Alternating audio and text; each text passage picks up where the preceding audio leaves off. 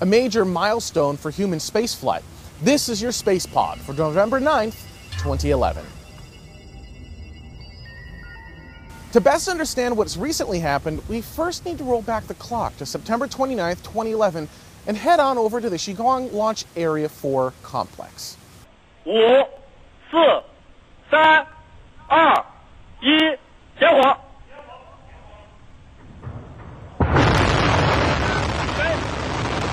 起飞！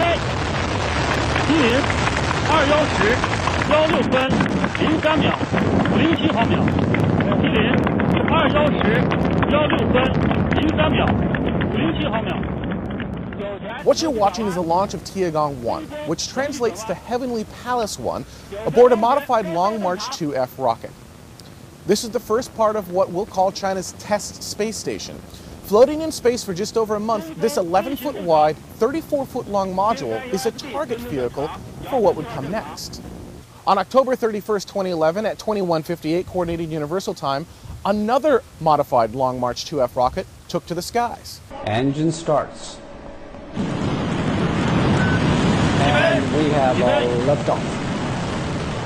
The liftoff of Shenzhou 8 spacecraft, carried by Long March 2F rocket from Jiuquan Launch Center into space. Aboard was the second part of this test station, the Shenzhou 8 spacecraft, which roughly translates to Divine Craft, or my personal favorite, Magic Boat.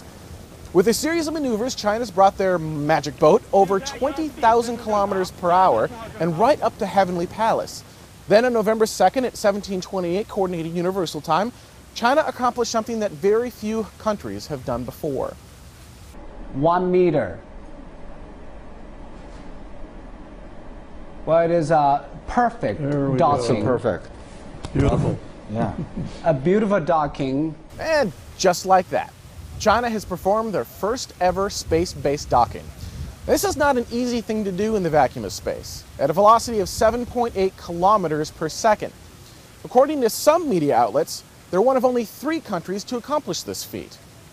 The successful docking makes China only the 3rd nation in the world, after the United States and Russia, to master this technique. It now moves China one step closer to establishing its own space station. And while that's fun to say, it's not exactly true. A handful of other countries have mastered docking techniques. The European Space Agency's automated transfer vehicle, which sends food and supplies to the International Space Station, is certainly a good example of that. Nevertheless, China's become a member in a very exclusive club, and with this ability can begin to unlock further manned space flights. Docking in space is an important factor for being able to host not only a space station, but also unlocking the ability to send crafts to the moon, Mars, and beyond. To get to these other alien worlds, a space-based docking with other craft, fuel depots, or space stations will likely be required, just as it was during the Apollo era when the command and service module had to dock with the lunar module. For China, space-based docking is even more important, as they currently don't have a rocket with the amount of thrust and lift capability that the Saturn V had to loft Apollo. Actually, right now, no one has a rocket that powerful, which means space-based refueling may be our best chance to travel to those other alien bodies. For China, this is just the beginning. Tiangong 1 is expected to be visited 2 more times by Shenzhou craft. The manned Shenzhou 9 and Shenzhou 10, both expected in 2012.